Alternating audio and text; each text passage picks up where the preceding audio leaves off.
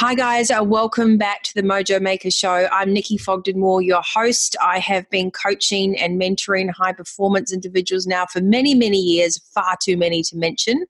I'm always intrigued to have the most fabulous guests on my show, and as I've evolved in my grounding education for quantum leadership, I really like to seek out the best in the business. So it's a sincere pleasure to have one of my own dream team, the numbers from one of my own little expert black books here, Pamela Pannifex from, I think it's Sunshine Holistic Counselling.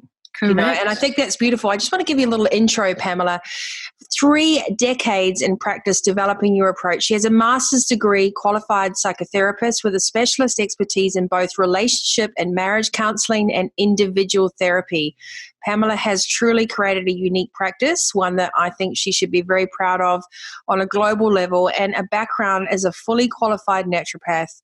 I think the empathy and understanding of the human system, chemical reactions, and how our health and well-being are intricately related to our mindset is one of the greatest assets that you have as a counselor and a mentor.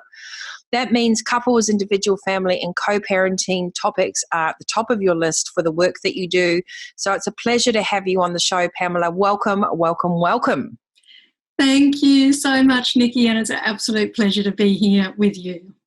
And one of the great things we're going to talk about, so we've got a lot to talk about. So we've decided to, I guess, split things into a couple of chats, correct? Mm-hmm. And today's session is a very important one, and I think a grounding observation is the 3 styles of communication. And we got onto this topic because I was talking to you about how we often approach our communications from polar opposites without realizing that we have to remove a sense of ego and old habits and learn and be curious about what ideal communication looks like. And there's a lot of misinterpretation out there. So let's just talk a little bit from your point of view around what those 3 styles of communication are and why we think on the show today that especially men and those in partnerships and work as much as personal can really do with this insight and to lead this discussion with curiosity.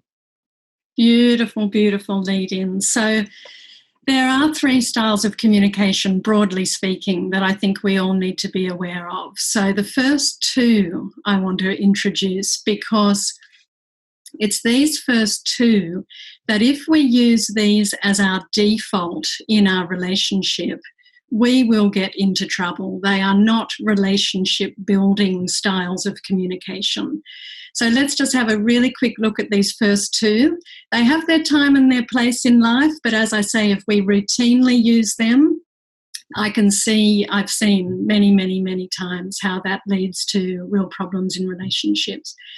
So the first of these comes from a really good place. The intention is lovely. It's about deferring to my partner. It's about I lose, you win. And the name of this communication style, quite appropriately, is passive. And before then, when you talk about partners or relationships, this could be any situation, couldn't it? It could be a work partnership. It could be a personal partnership. All communication skills apply across all domains. Depending on our circumstance at the time and depending on our goals in communication, obviously with an intimate partner, our goals will be different with a boss or a colleague or whatnot. But the underlying information and the underlying pros and cons are definitely similar across the board. So, yes. So that deferment, that submissive, that kind of, it's almost like, when it's that starts from an early age where you feel that you don't really have a voice. So you're like, okay, well, if I just hand it over and someone else makes a decision, then almost like you're absolving responsibility because the other person's in charge. Well, yeah, and that speaks to why we do anything. We do anything, even the most counterproductive behaviours, including passive communication. We do them because they serve us in one way or another. Right? Humans are not silly, and humans are not going into relationships deliberately trying to communicate in counterproductive ways, right? So, this really leads to the question, where do we learn any of our behaviours? Where do we learn a passive communication style? And from my observation, I would say it's a big mix, like a big soup with a whole stack of ingredients. Like you say, some come from family of origin, how we were disciplined, what was expected of us, how we were taught to communicate within our family. Then, of course, there's modelling within the family of origin. How did my parents communicate? How did they deal with conflict when things got tough? Did one just keep the peace and say, yes, dear? Did the other rant and rave and say, it's my way or the highway? These are communication styles that, like blue eyes or brown hair, get passed down from one generation to the other. And then, of course, there's other variables like my life experiences and my own temperament and my own personality. So all of these variables feed into the way we behave in relationships across the board. And let's just pause for a second before you go on to point 2 of communication. I love this word conflict. Certainly in corporates or in relationships where people get to a certain point where they say they can't stand it anymore, but they've allowed until there's a point where there's just, something breaks. Mm-hmm. So for a long time, passive has been in the eve of trying to keep the peace, right? To avoid the conflict, to avoid the discussion. So what we want to do today with today's podcast is actually say we want to introduce one or two of the originating default positions. We want to give you the third option of communication, which is, we've got passive, aggressive, and assertive. So the first thing that you're referring to here is the word conflict. So when we talk about communication, most people do language and communication practice and study to fix something. But what you and I want to do is say, why not get educated and start with your kids and start with your colleagues and start with yourself now and think it's whatever got you to this point, it doesn't matter. Don't beat yourself up. Don't judge yourself. Don't be harsh on yourself. It's a continuous evolution. We just want you to recognize when Pamela is saying things, I might have been doing that as a pattern. And that's okay. Absolutely. I mean, all of us are imperfect humans, and by far the majority of couples I have ever worked with, and there would be thousands now, by far the majority, I could name on one hand the partners who I've met who are not trying their best to make a relationship work. So these are rookie errors. We do them because perhaps they're well-intentioned. I'm trying to keep the peace. I'm trying to avoid conflict. But the point is, how do they work for me? How are they helping me build a relationship that really works? And would you say as well, people know when they're out of alignment, but why do you we know that people push their feelings down and push the need to be assertive down because they're afraid of that retribution, that anger, that whatever it is being put down, and that is a childhood wound or a teacher wound or something that might have been inherited. So when you're out of alignment because you can feel it. It doesn't feel good. We spoke just before we started recording, I said when you come from a place of truth, it's so peaceful. Yeah, when you come from a place of being empowered with your communication, then no matter what is going down, what havoc is happening all around you, even no matter how strongly your emotions are pulling you this way and that, you can learn to stay grounded and speak your truth. Do you feel that usually like a battery, you've got your passive communication style, and let me say, we've had this big discussion, most of my clients are men, and I find they've lost their voice because they're damned if they do, they're damned if they don't, and then they end up with an assertive partner or an aggressive partner, that looks for that. So those triggers exist. Could you just give a couple of, just run off some bullet points of examples of triggers that people can identify with and go, that's what I feel like. This triggers me too. When people say, I'd like to go out with my friends, or could I do this, that, and the other, and they're actually too afraid to even ask for their own needs. Mm-hmm. Mm-hmm. So what would trigger them to go into a passive communication style, yes. You mean? Yeah. Fear. What if I'm not liked? What if this causes more drama?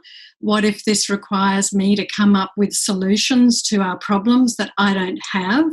This speaks to one of the rookie errors in terms of why people get stuck in that passive style, because they assume incorrectly that speaking up with honesty and assertiveness, call it whatever you will. I like to call it proactive speaking up, that assertive style, requires them to already know all the answers. Yeah, there you go. Yeah. And that is a real rookie error, because, of course, if I stay quiet, if I just shut my mouth and let my partner rant and rave and I don't kind of step in until I think that I've got something really clever or really, game-changing to offer, then more often than not, what I will do is I will create more tension with my partner, who's trying to get a piece of me, trying to engage with me. And if I go missing, now we're further in the loop. The more I go missing, the more she will pursue me. So first, understanding that being assertive or proactive with our communication doesn't mean we have to know the answer yet. It might literally be, hey, partner, I've got a million thoughts going around in my head. I'm feeling completely confused. I know what I want, which is for us to have a good relationship and work our way through this problem. But right now, all I need is just to let you know that that's what's going on inside me.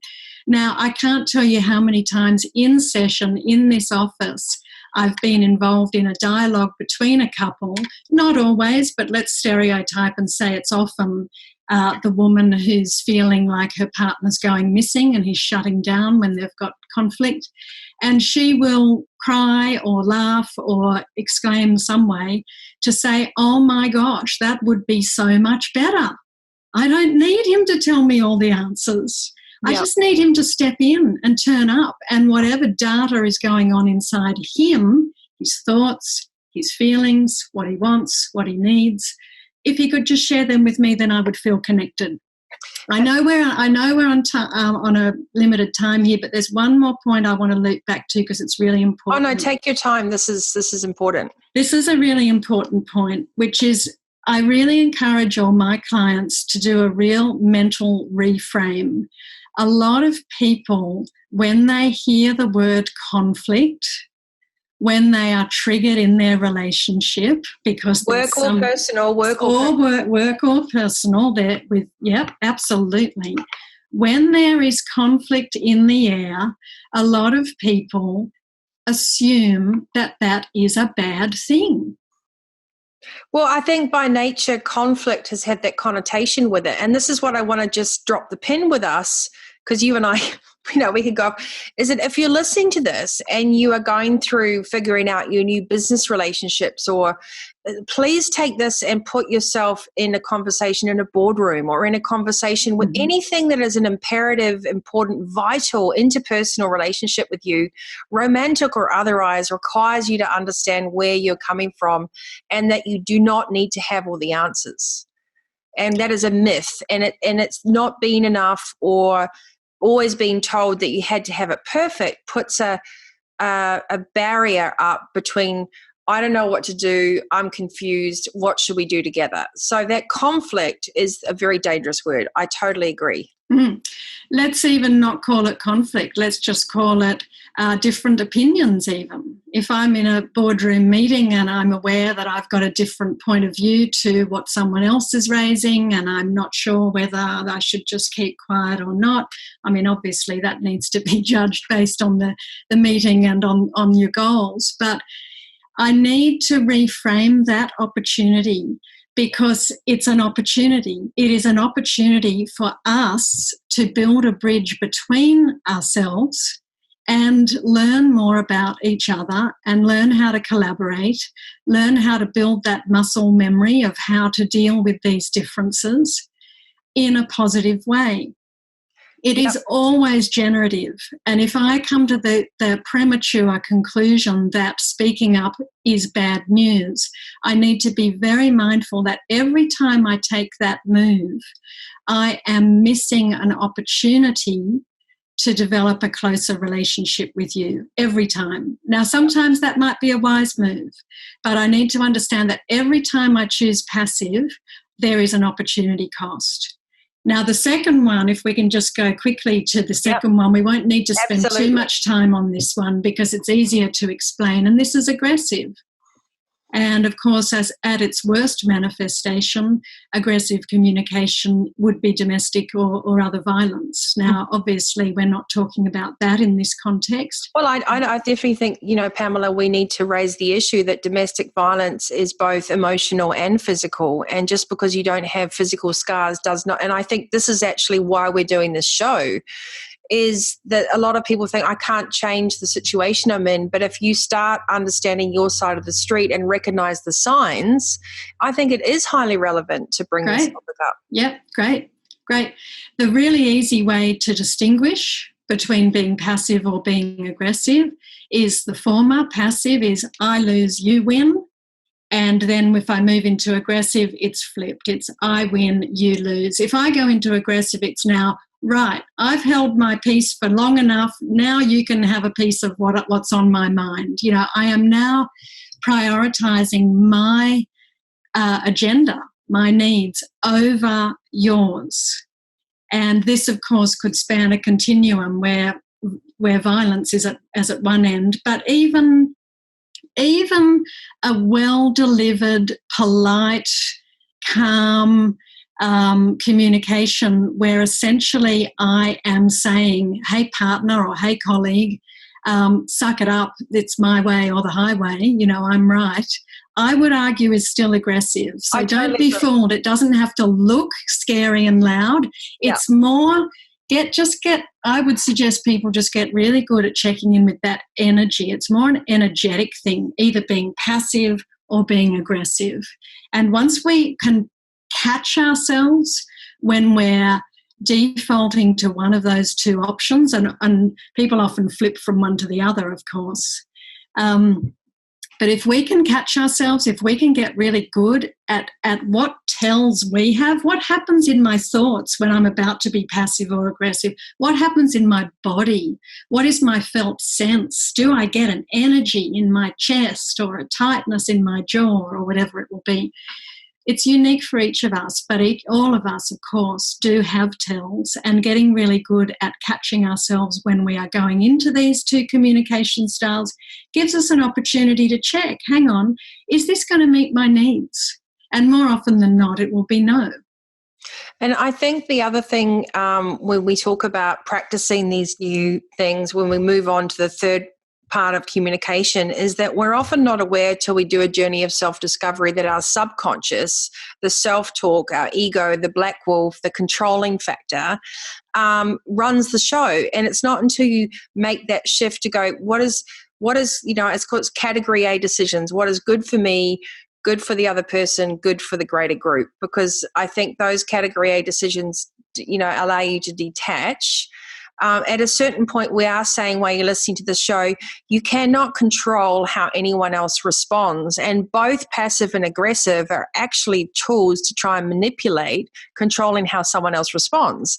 And when you let go of surrendering another person to react a certain way, and you can learn to just be in your truth and be calm, then you are removing ego because you're not requiring an outcome. You're not selling something in. You're not ping-ponging between parent and child, positive, negative. So people get a consistent approach.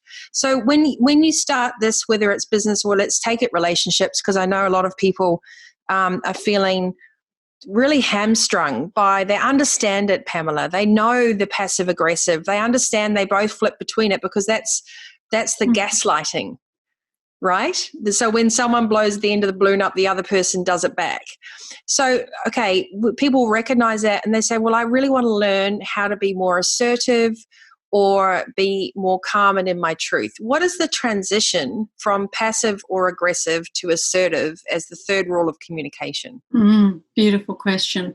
Well, in short, it's really turning up. It's understanding that if I'm in a relationship with you, whether it's an intimate relationship or a workplace relationship, the aim is to show up. And if you think about it, either the passive or the aggressive strategy is a way of not showing up. And I spend a lot of time coaching my clients that if they want to be relational, they have, number one, the stepping stone is just learning to show up.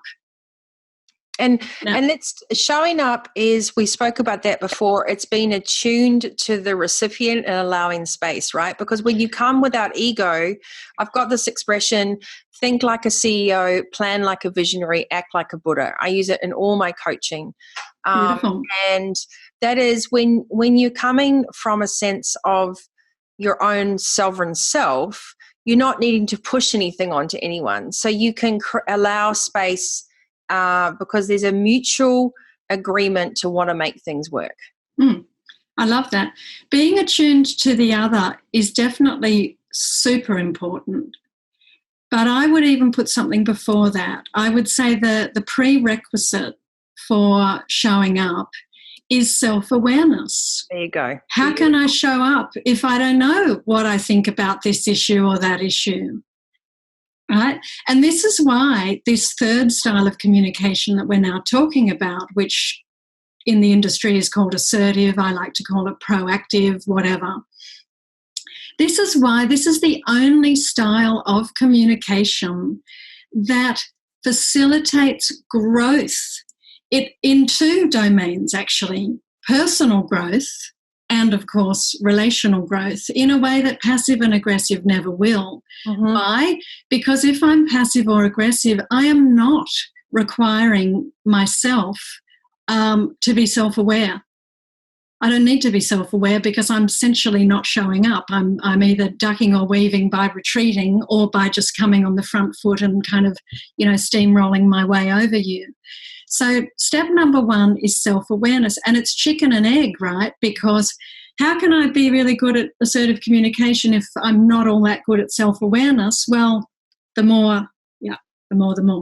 Yeah, and let's just say a little bit about, I always talk about taking a leap of faith. So most people hang on to the walls of discomfort they know, and they cling on to it, and then they feel if they let go, they'll fall or fly. So you have to trust in the process. And I know it's a big ask. I know that maybe you have had these patterns for, if you're listening to this, maybe 20, 30 years or more, and it's okay.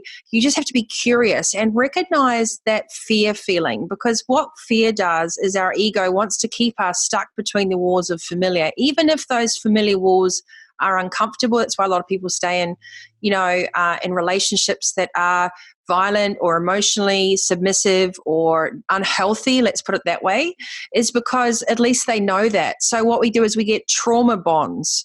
We bond with the trauma and it becomes a familiar landscape.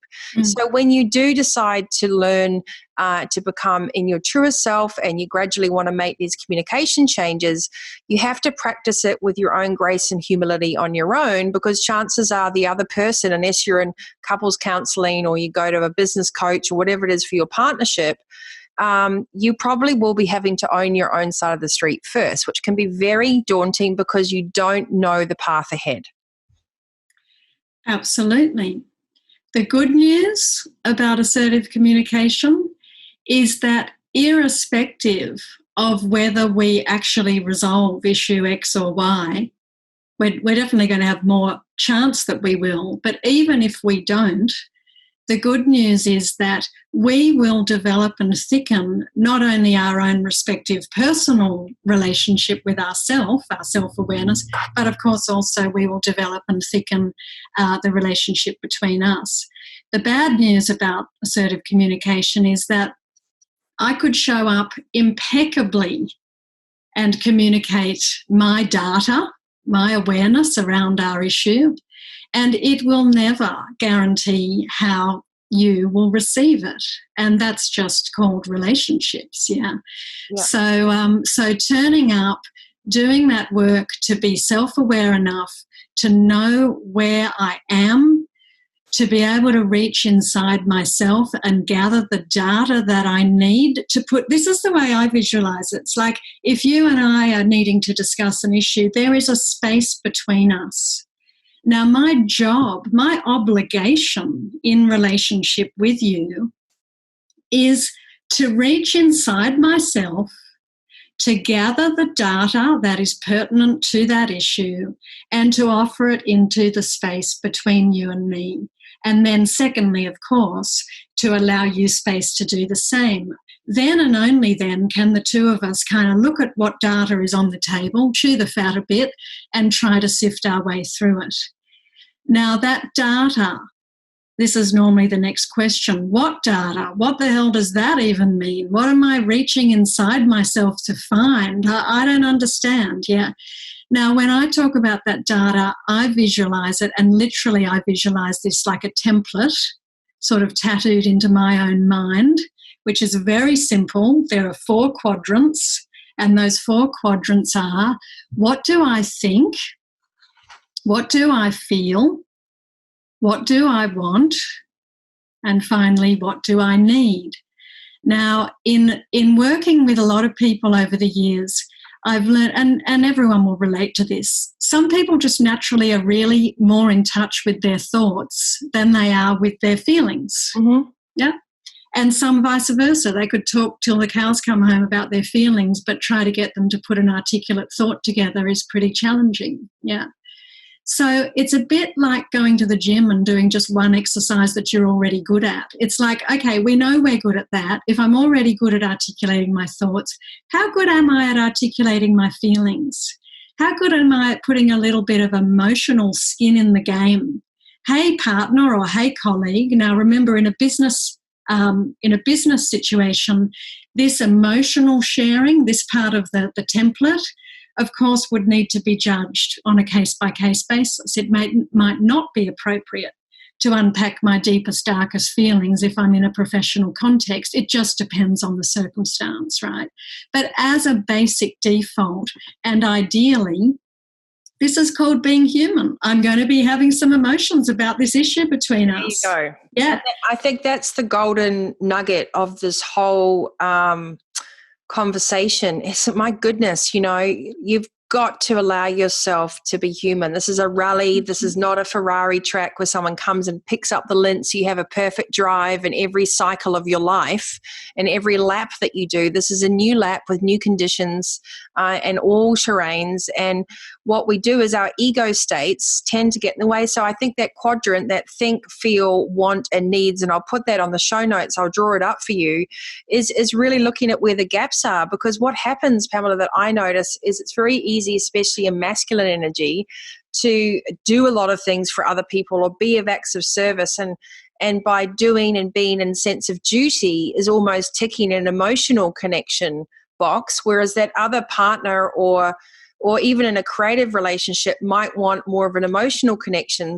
But it's, if you've never actually accessed how to do that in a healthy way, you tend to do a lot of things and create a lot of stuff, and you defer when the real time is to sit down and go, this is how I think, this is how I feel, this is what I want. And then a lot of people get stuck because they've never actually thought about what they want versus what they need. 2 different things. Now, the what I want, I think, is the most important quadrant here. Mm-hmm.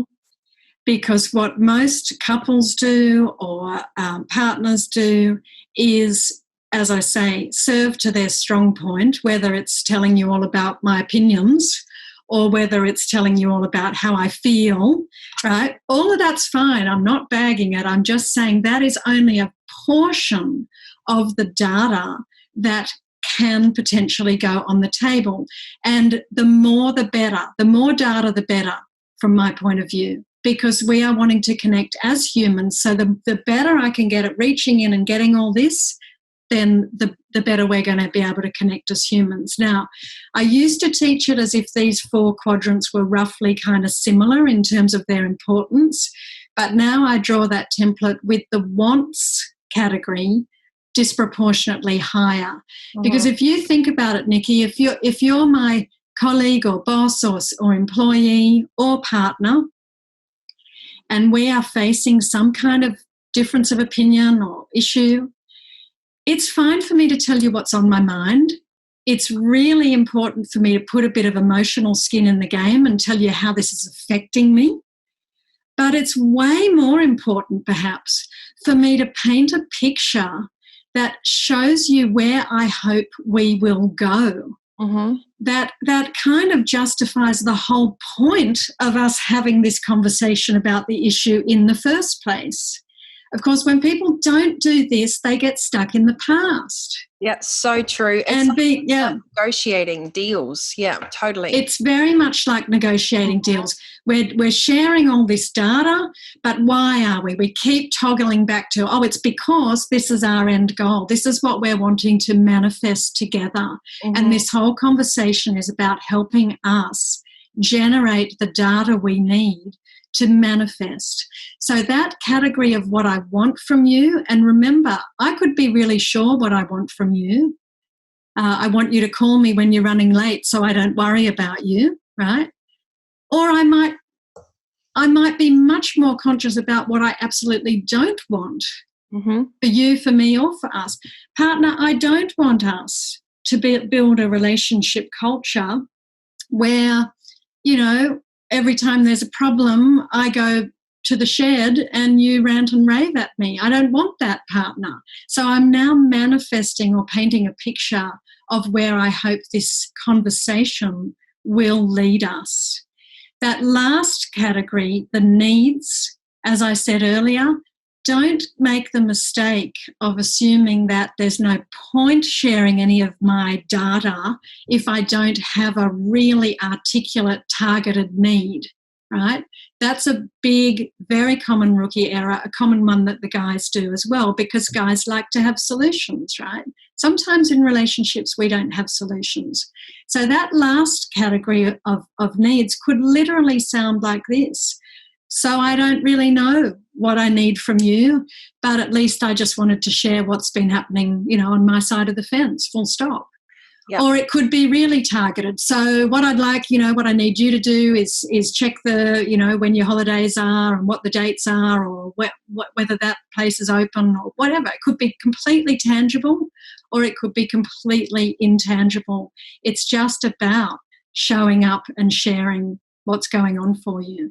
And also I think taking the time out to actually consider what you want and need, and knowing that, it is like you might find a middle ground, but at least you know where the other person's sitting. Now that comes back in full circle to what this whole message is about, and what I like to coach on, Pamela, is this extreme accountability, which is a big topic with Jocko's podcast and everything else around the Marine Corps. But that's what we're being called to. You can't sit in your life and be miserable if you're not prepared to think about what you really want. And then when you start to do that, please don't panic, because the lights on the runway will light up one row at a time. And we're often taught that we have to have everything sorted out like dominoes. But really what Pamela and I are saying in this podcast is understanding that something feels deeply out of alignment is the first step.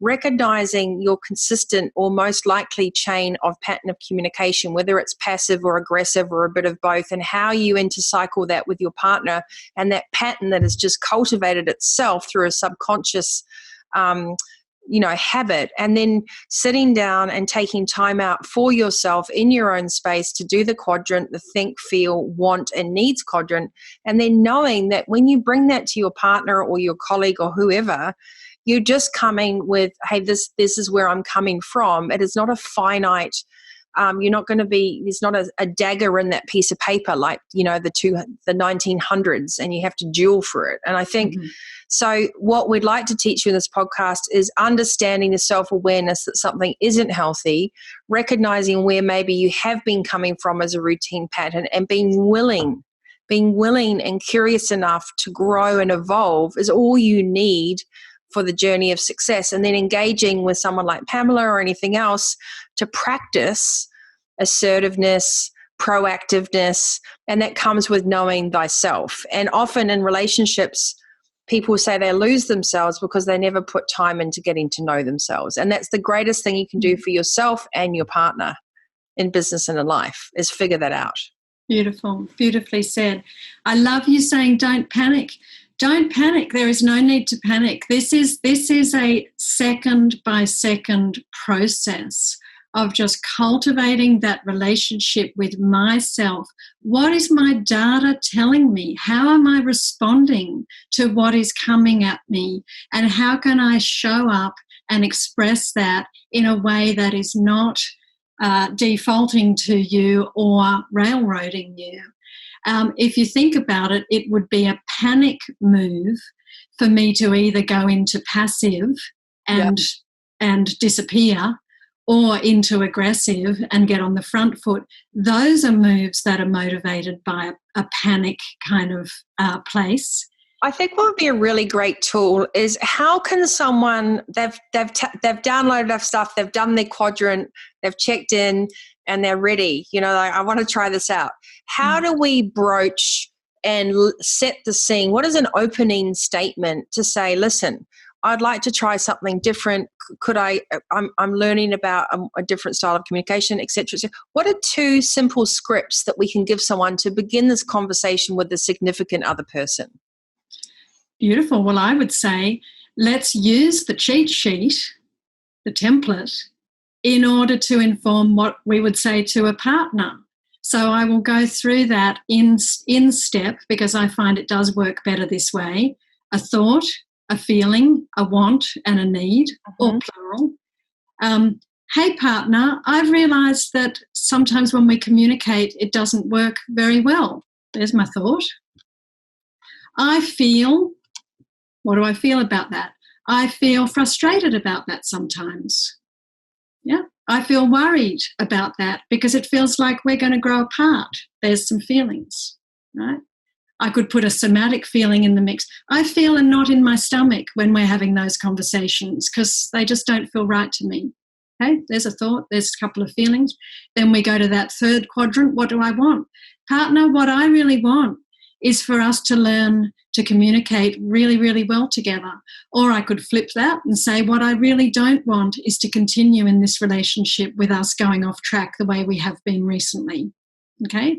Now I'm painting that picture, and now we get to the need, which in this instant is quite targeted and explicit, which is, so partner, in light of that, what I'd really need from you is to try this new way of communicating with me. Yeah, exactly. You'll notice that initially I'm actually going to have my piece of paper here with me, and I'm going to refer to it. This is what I tell clients to do. None of us learn a new skill like that. We need to practice, and we need to be completely unapologetic about turning to a partner and saying, hey, I want to try this new way. I want to get my communication better. Bear with me. I'll probably refer to this cheat sheet for the first few times we do it. This is how we learn. And what do we remember? Just one more thing about that. The other way we can learn is with a retrospective lens. Mm-hmm. So last night, my partner and I, we got off track. We had some differences of opinion. It all went a bit pear-shaped. I'm going to sit down now for 15 minutes with this template and just kind of play it through again. If I could rewind time, what might I have said differently that might have been more aligned with this proactive, assertive approach as opposed to perhaps what moves I made last night? This is how we learn. It's a really valid way to learn, to kind of go over things that we didn't do perfectly. And what do we do with aggressive people or passive? I think there's nothing worse than passive aggressive. That to me is the deepest form of emotional manipulation, because you don't know what you're going to get. And so I would say, yes, this is not gender specific, but I certainly have a lot of empathy in relationships where people just have lost all their confidence. They've been held back or submissive for many, many years. So to come out with this new toolkit actually starts heart palpitations. It's actually, so giving you the courage, I think, if you're in that position where you like what we're saying and you would love to give it a go, Pamela, what are there some tools online, or can they go to your website, or is there a book that you would reference just to get a little bit more depth in this so they can build some confidence in this approach? Great question, because at the moment I'm actually working on resources that people will be able to access on this. Fabulous. For now, I think I'm happy to share with you my template that I use with clients, and you could pop that up on your website if that works for you. Yep. I think there's a few thoughts. All change is scary, particularly when it relates to our intimate relationships. So there's a whole piece there around, well, how do I hold space for myself when I'm in a scary situation? And for me, abdominal or diaphragmatic breathing would be first cab off the rank there. So knowing how to ground ourselves, knowing how to soothe ourselves, knowing how to feel the fear, but still prioritize what is important to me. And if a relationship, if a really healthy, good, happy, harmonious relationship is my highest priority, then that is a pretty good motivation to deal with that fear or anxiety about doing something differently. The other tool that really is helpful here is when we start finding this voice and showing up and sharing our data. I didn't explicitly say it before, but it's important. I need to be speaking for self. Because the rookie error here is I'm going to go, I'm going to find my bravery and my voice, and I'm going to say what's on my mind and share my feelings and la la la. We've all done that. Yeah, and I'm going to reach over the boundary fence, if you like, and start telling you how this should be for you. Now, that's a pretty good recipe to invite some kickback, and fair enough. So, and I would say that the more nervous and scared I am, the more potentially inflammatory my partner or whoever it's going to be might respond to what I'm going to say, the more impeccably I have to only speak for self. I am thinking X, Y, Z, I am feeling A, B, C, and so on, is a really important tool for building that confidence that I can show up. Because otherwise I'm really on shaky ground trying to straddle two realities. One's hard enough. Yeah, exactly. So, and the unknown one is often more difficult because that sense of fear is from an ego state, which is better the devil you know than the devil you don't. It's a very dangerous place to stay in. So we really, if you're listening to this today and it's sparked your interest, it resonates in some way, the first step is the willingness to go, there is always a solution. Just because you've done things for your whole entire life based on a certain pattern doesn't mean that you're not given permission to evolve, to become a more intellectually connected, emotionally connected, physically aware person, to being your best sovereign self. And that's what these tools are about, is if you can approach your journey in life and relationships with curiosity. Then I read a quote, it was from Jane Fonda, it was many years ago. I think I read it when I was 12. And she says that people stay in love when they can grow together. Even if it's a business partnership, you stay in love with your business when you can continually evolve. The moment you stop evolving is when things disintegrate. There's no fertilizer on the garden. There's, that's so if you are finding that you're stuck and that this resonates with you, I think Pamela and I both say the same thing. Give it a go. There are resources available. We'll put the links down. You can also, I know Pamela's fully booked at the moment. I don't know when you're listening to this if she will be, so I'll put her links on the site. But you want to be grounded, you want to go slow, and you also want to give yourself a real pat on the back to say anything is possible. And when you can replace that fear, that ego with curiosity, the courage and conviction that comes from one step at a time will start building the blocks for a solid future. So that's all you need to do is start. Beautiful. Beautiful advice. And Pamela, I know I really wanted to talk to you about emotional flooding and states of the ego, but I think we should do that as a separate episode together, because it's so relevant for now, but it's so relevant for so many. It's definitely a topic in its own right. It usually is a 1-2 combination with this topic we've just discussed today. So I absolutely would love to just come back another time and just talk a little bit more about what we mean by emotional flooding and some tips and kind of tools for how to navigate that well to keep our relationships protected from that. Yeah, that's so beautiful. So I want to thank Pamela Pannifex from Sunshine Holistic Counselling.com.au. You can reach out to Pamela. I will put links below. She'll be providing the 4-quadrant model on think, feel, wants, and needs for you to download and write, or just take a sheet of paper. We want you to think about mental reframing. I'd say avoid the word conflict and replace it with peaceful confidence, and if you're in your own sovereign self and you come from that place of security, the first work that needs to be done is building your own sense of self. their own sense of that you are worth it, you deserve it, and that it might take its own time to build up before you can go and approach another person. But there are tools out there, and that integrated data, I always talk about this, we are multifaceted beings, and so long we have operated on one or two dimensions, and it's not really enough. We can go so much deeper, and it's safe to do that. So use this opportunity that you have where you're out of alignment to grow closer to who you are, to have self-awareness. Before you even worry about someone else's needs, are you addressing your own? Oxygen mask first, please. Very, very important. There are great resources available. Pamela is a shining example of a highly educated, experienced, and no BS counselor. That's why I love her so much. And we'll be coming back on the show to talk about emotional flooding, triggers and responses, the physiological aspects of that, and rookie errors in that. But I would like to recap, this has been about your 3 styles of communication, understanding where you're coming from, passive, aggressive, and moving into that proactive state of these are my needs, wants, and feelings.